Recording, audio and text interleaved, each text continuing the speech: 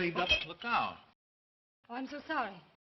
Count Zaroff was so interesting, I didn't realize the danger.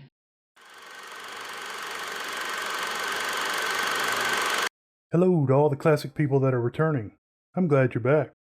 I want to welcome any new visitors. As a technical note, references and citations are listed for each show on the site at classicmoviereb.com. Today on the show, we are taking on a film with Wray trapped on an island, in danger for her life, and helped by a dashing hero. Sounds familiar? Well, it's not King Kong 1933. It's The Most Dangerous Game 1932, and it shares a lot with the great ape flick. The Most Dangerous Game 1932 is rated 7.1 on imdb.com. That rating might be a little low, but not too much. At RottenTomatoes.com, the film is rated 100% on the tomato meter and 73% audience approval. New York Times film critic Mordaunt Hall liked the film and said in a November 21, 1932 review, quote, "Through the imaginative fashion in which it has been produced, together with its effective staging and a noteworthy performance by Leslie Banks, the fantastic theme of The Most Dangerous Game, the film featured at Paramount, makes a highly satisfactory melodrama. It has the much-deserved virtue of originality, which, in no small measure, compensates for some of its gruesome ideas and its weird plot. This grim pictorial offering owes its origin to a short story written by Richard Connell. The film had the advantage in its direction of the combined talents of Marion C. Cooper, Ernest B. Schoedsack, and Irving Pichel." Unquote. Actors. Right. And I'm a Shakespearean actor. We have 4 returning actors, and they all have one thing in common. They were all in King Kong 1933. All 4 actors were covered in the King Kong 1933 episode, which just happens to be podcast number 1 for me, and it's kind of rough. In today's film, The Beauty That Killed the Beast, Wray plays shipwreck survivor Eve. Robert Armstrong played Martin, her brother and another shipwreck survivor. Noble Johnson, who was African American, played Ivan. Steve Clementi, who was from Mexico, played a Tartar. I guess in the woke world this couldn't happen. Joel McCrea played professional hunter Bob. McCrea was born in California in 1905. While his parents worked regular jobs, McCrea's grandfather had been a stagecoach driver. McCrea spent time with animals and began riding horses at the age of 9. Growing up around the movies, the young McCrea became interested in film work. McCrea studied acting at Pomona College and the Pasadena Community Playhouse. He graduated from the University of Southern California in 1928 and began doing stunts and extra work. Because of his riding ability, McCrea was able to work his way into more significant roles. McCrea's first film was uncredited in 1927. A few of his films are The Jazz Age 1929, The Lost Squadron 1932, The Most Dangerous Game 1932, Barbary Coast 1935, Wells Fargo 1937, Union Pacific 1939. Robert Preston is such a good bad guy. Foreign Correspondent 1940, Sullivan's Travels 1941, The Virginian 1946, and Wichita 1955. He slowed down in the 1960s with a television show, Wichita Town, that ran from 1959 to 60. He only made 5 more movies before finally retiring.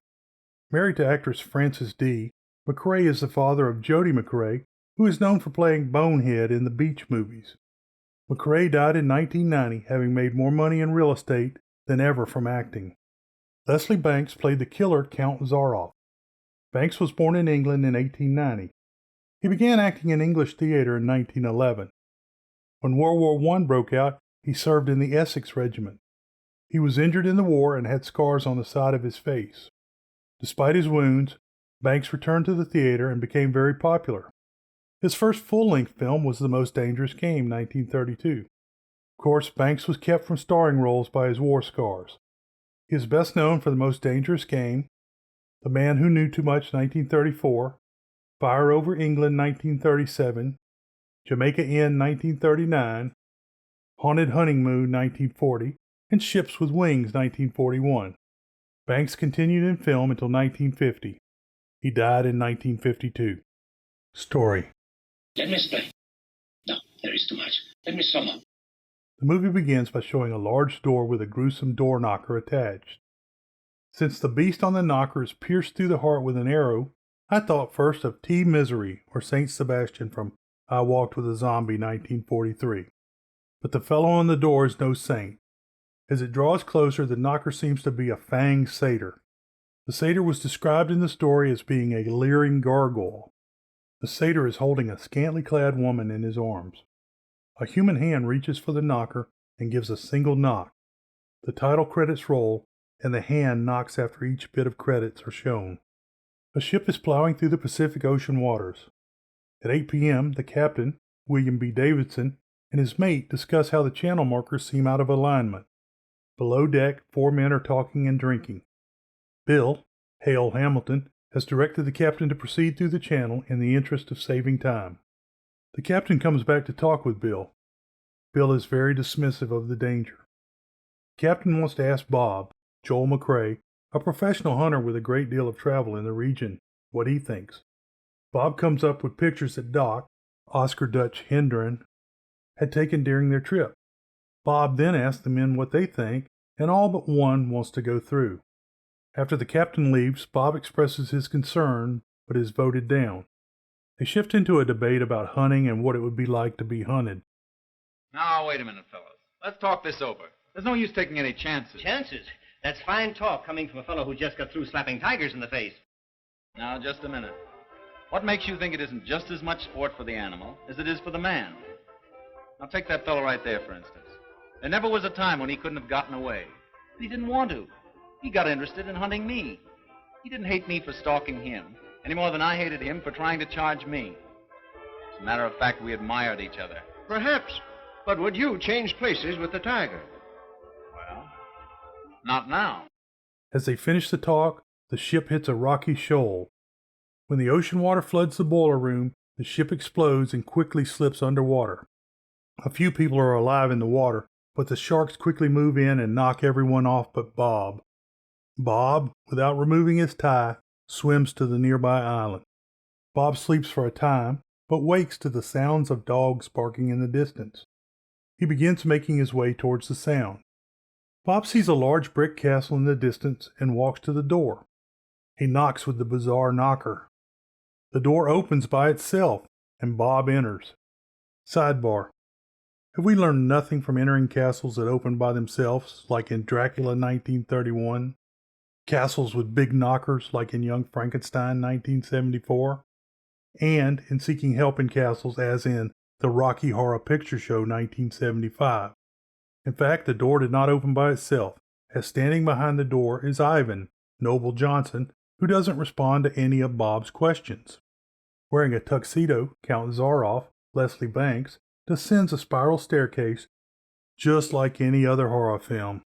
He says Ivan, which he pronounces Ivan, doesn't speak any language. The Ivan also reminds me of Igor in another film. Zaroff says that his castle is an old Portuguese fortress.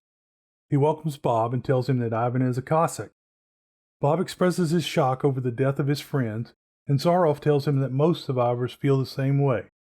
Then Zaroff reveals that there are survivors from another shipwreck in his castle. Ivan takes Bob to his room, but on the way, Bob is shocked by a tapestry showing a monstrous centaur carrying away a half-nude woman. Bob dresses for dinner, and Zaroff comes to take him downstairs.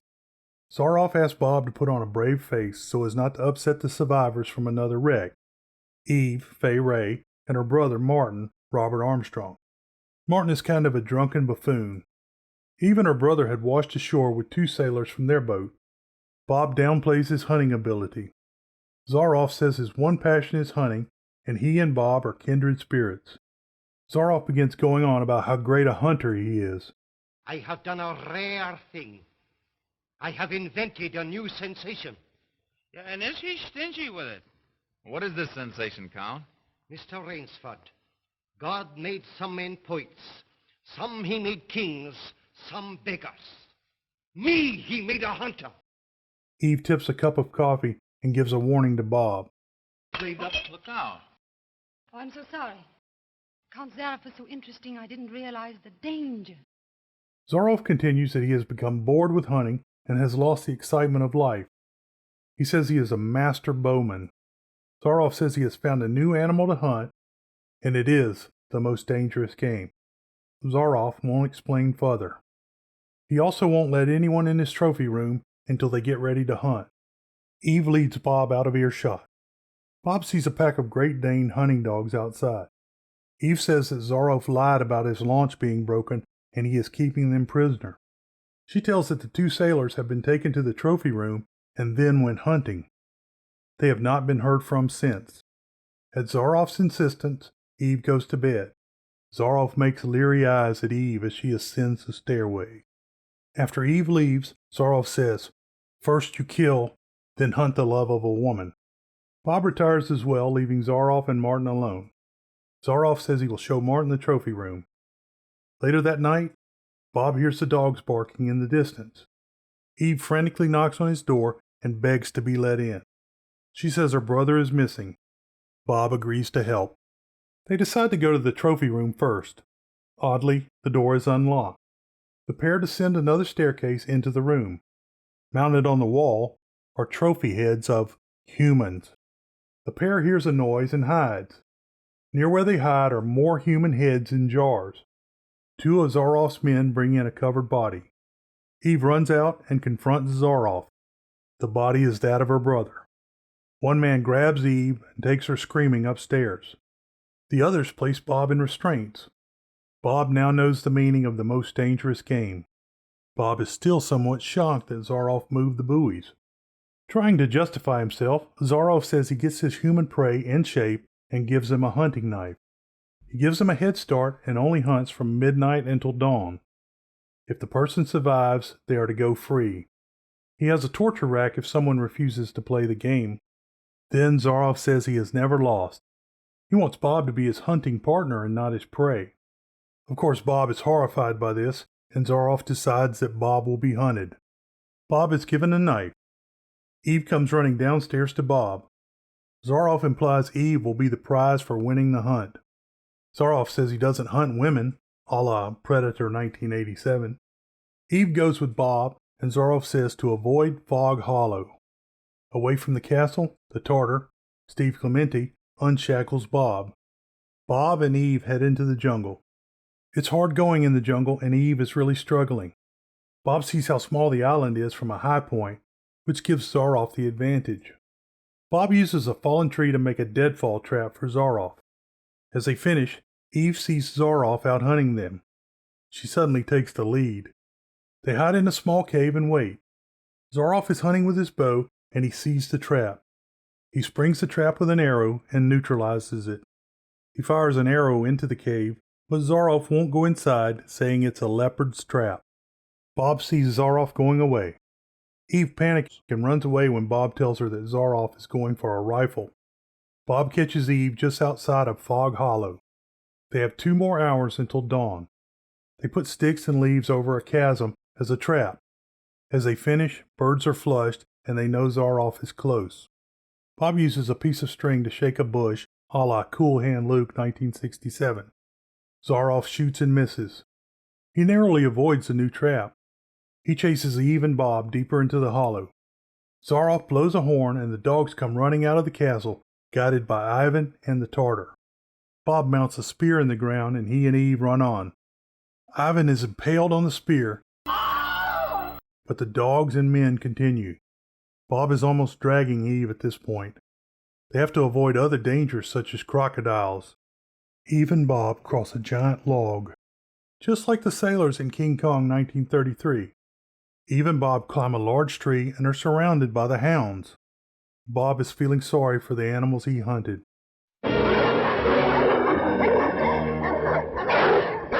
Those animals I cornered. Now I know how they felt. Bob and Eve climb onto a ridge near the tree and keep running. A river and a waterfall block their escape. Bob uses some of his clothes to send one of the dogs into the river. Eve and Bob hide behind the waterfall. A dog comes through and attacks Bob. Bob kills that dog, and Zaroff sends another through. This time Zaroff shoots Bob, and he and the dog fall into the water. The Tartar is sent to retrieve the now scantily clad Eve. Zaroff looks at his watch and believes he has made the kill with 2 minutes to spare. He and Eve come face to face, and Zaroff is insane with lust. Back in the castle, Zaroff plays the piano and sends for Eve. The front door slowly opens, and Bob quietly slides inside. When Zaroff sees him, he congratulates Bob on winning. Bob says that Zaroff shot the dog and not him. Zaroff gives the keys to the boathouse to Bob, but then he goes for a gun. Zaroff and Bob start fighting. Bob beats Zaroff pretty easily, but one of his henchmen attacks. Bob breaks the henchman's back. Zaroff grabs some arrows to attack Bob, but Bob stabs him with the arrows. Another of Zaroff's henchmen throws a knife at Bob, but Eve warns him. Bob and Eve get to the launch, and another knife is aimed at Bob, but he shoots the man with Zaroff's pistol. By the way, it's a Luger like all bad guys use. Bob and Eve launch the boat while Zaroff aims an arrow at them from the window above. Overcome by his wounds, Zaroff falls into the pit of hounds, where it is assumed he was ripped apart. The boat makes it away from the island. I will be back with the conclusions and world-famous short summary following a word from our sponsors. Conclusions. The Most Dangerous Game 1932 was filmed at night using the sets used in King Kong 1933, which was being filmed during the day. 4 of the same actors were in each film: Wray, Robert Armstrong, Steve Clementi, and Noble Johnson. It shared more, such as the screams of the sailors falling off the log in Kong, which was reused in this film. This film had a very short runtime because some gruesome scenes were cut out after the film was reviewed. These scenes include many more heads in jars.